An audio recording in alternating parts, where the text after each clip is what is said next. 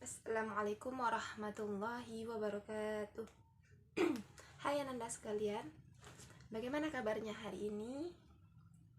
Alhamdulillah baik. Baiklah, apakah sudah siap untuk mulai pembelajaran kita pada pagi hari ini? Jika sudah siap, marilah kita mulai pembelajaran kita pada pagi hari ini. Silahkan ketua kelas untuk memimpin doanya. Alhamdulillah. Baik, sebelum kita masuk pada pembelajaran kita pada pagi hari ini, Ibu akan mengabsen Anda sekalian. Ada yang tidak hadir? Berarti hadir semua ya. Baiklah, pada pagi hari ini kita akan masuk kepada pembelajaran kita, yaitu tentang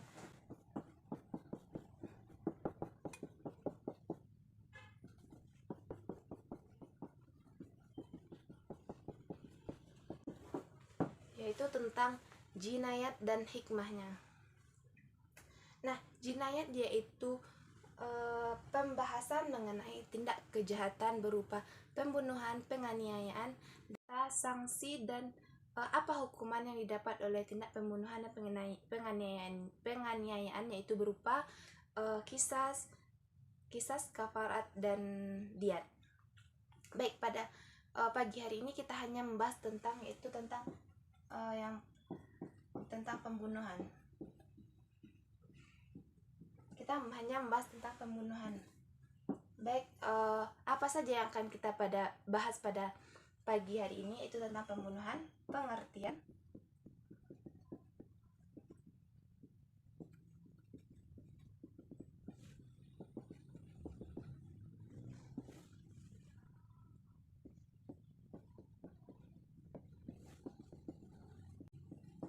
nah, yang akan kita bahas yaitu tentang pembunuhan, itu pengertian tentang pembunuhan, macam-macam pembunuhan, dalil pembunuhan, sanksi yang didapatkan oleh pelaku pembunuhan, dan apa hikmah dengan adanya larangan terhadap pembunuhan tersebut.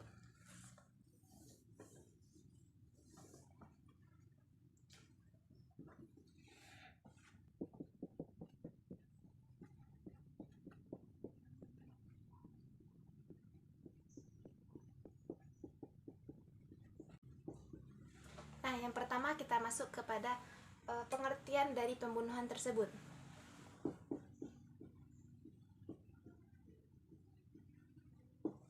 Pengertian pembunuhan ini ada yang menurut bahasa dan menurut istilah. Jadi pembunuhan menurut bahasa yaitu menghilangkan nyawa seseorang, sedangkan pembunuhan menurut istilah yaitu perbuatan manusia yang dapat menyebabkan hilangnya nyawa seseorang, baik disengaja maupun tidak sengaja, baik dilakukan dengan menggunakan alat yang mematikan ataupun tidak menggunakan alat yang mematikan. Selanjutnya kita masuk ke poin B, macam-macam pembunuhan.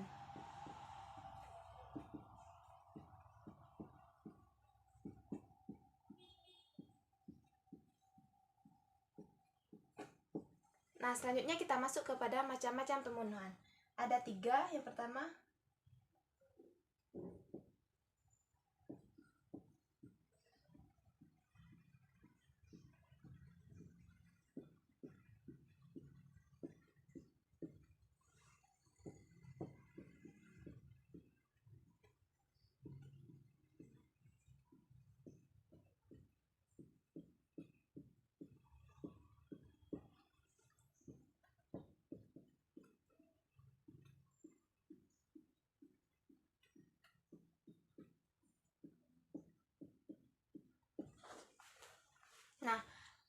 poin yang kedua yaitu macam-macam pembunuhan.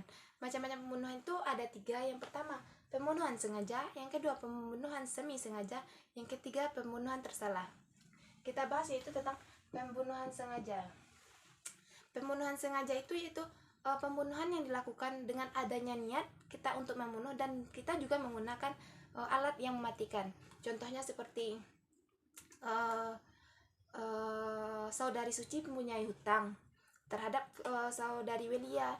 Jadi karena Suci ini tidak mau membayar utangnya kepada Welia, jadi adanya rasa kesal yang tersirat di hati Welia, dan ia berniat akan mencelakai Suci tersebut dengan niat ingin membunuhnya, dan juga menggunakan pisau yang mematikan tersebut.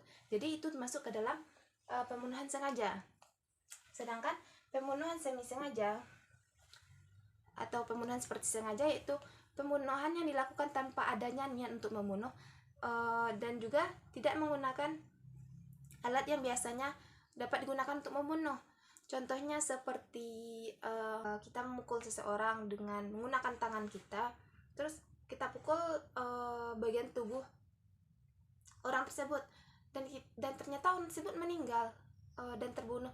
Kita kan tidak menggunakan alat yang biasanya untuk mematikan, dan juga tidak ada niat untuk membunuh sama sekali, tapi dapat menyebabkan orang tersebut meninggal dunia. Contoh tersebut masuk kepada pembunuhan seperti sengaja. Selanjutnya itu pembunuhan tersalah. Pembunuhan tersalah ini pembunuhan terjadi karena kelalaian kita, dan juga tidak ada niat untuk melakukannya, dan juga tidak menggunakan alat yang biasanya untuk mematikan. Contoh, ada mangga tetangga, terus kita ingin mengambilnya menggunakan kayu untuk menjangkaunya kan, kita lempar, terus kita nggak tahu ternyata ada orang di depan, jadi pas kita melempar terkena deh orang ini, dan orang ini dapat menyebabkan kematian. Nah, karena kelalaian kita tersebut dapat menyebabkan hilangnya nyawa seseorang. Nah, ini termasuk ke dalam pembunuhan tersalah. Lanjut, kita masuk kepada dasar hukum.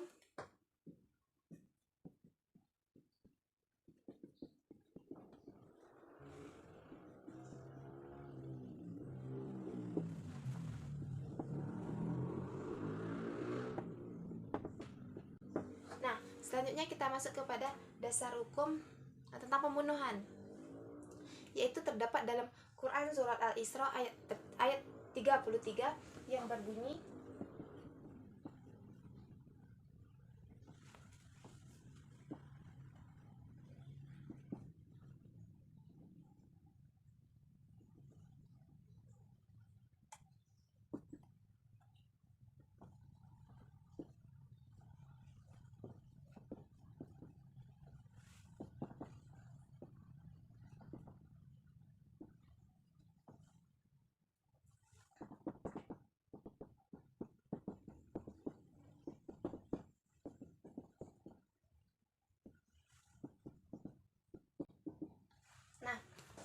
dalam Quran surah Al-Isra ayat 33 ini yang berbunyi, Bismillahirrahmanirrahim, wala taqtulun nafsal lati haramallahu illa bil haq. Yang artinya yaitu, dan janganlah kamu membunuh jiwa yang diharamkan Allah untuk membunuhnya, kecuali melainkan dengan sesuatu alasan yang benar. Itulah, dan ada juga sabda Nabi yang mengatakan tentang pembunuh dan yang terbunuh itu sama-sama masuk neraka. Hadis riwayat Bukhari Muslim. Ini kita masuk kepada poin keempat, yaitu sanksi atau hukuman. Itu masuk kepada sanksi atau hukuman bagi pelaku pembunuhan. Ada 3 bentuk pembunuhan, dan ketika itu mendapatkan berupa sanksi yang berbeda-beda.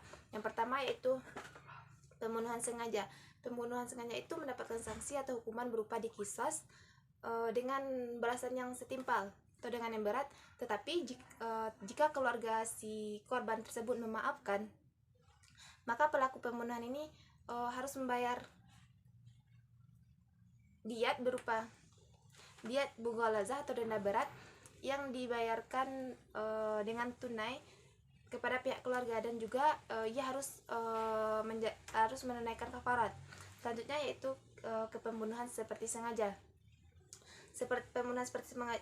Pembunuhan seperti sengaja ini ia tidak mendapatkan sanksi diqisas, tapi dia mendapatkan diat mughalazah atau denda berat yang dibayarkan secara boleh beransur-ansur selama 3 tahun kepada keluarga si korban, dan ia juga harus menunaikan kafarah. Yang ketiga yaitu pembunuhan tersalah. Pembunuhan tersalah ini ia hanya membayar diat yang dibayarkan secara beransur-ansur selama 3 tahun, dan ia juga harus menunaikan kafarah. Nah, masuk kepada poin selanjutnya yaitu tentang hikmah. Nah, hikmah dari dilarangnya perilaku pembunuhan itu, Islam menerapkan hukum pembunuhan ini untuk melindungi kehormatan dan keselamatan bagi jiwa manusia, dan dengan adanya ini maka orang tidak lagi mau untuk melakukan pembunuhan karena sanksi yang didapatkan dari pembunuhan itu sangat berat. Mungkin sekian materi kita pada hari ini. Apakah ada yang ingin ditanyakan? Baik, jika tidak ada, kita tutup pembelajaran kita pada hari ini dengan membacakan alhamdulillahirobbilalamin. Ibu mohon maaf, dan untuk materi selanjutnya itu kita bahas tentang penganiayaan. Mungkin sekian. Assalamualaikum warahmatullahi wabarakatuh.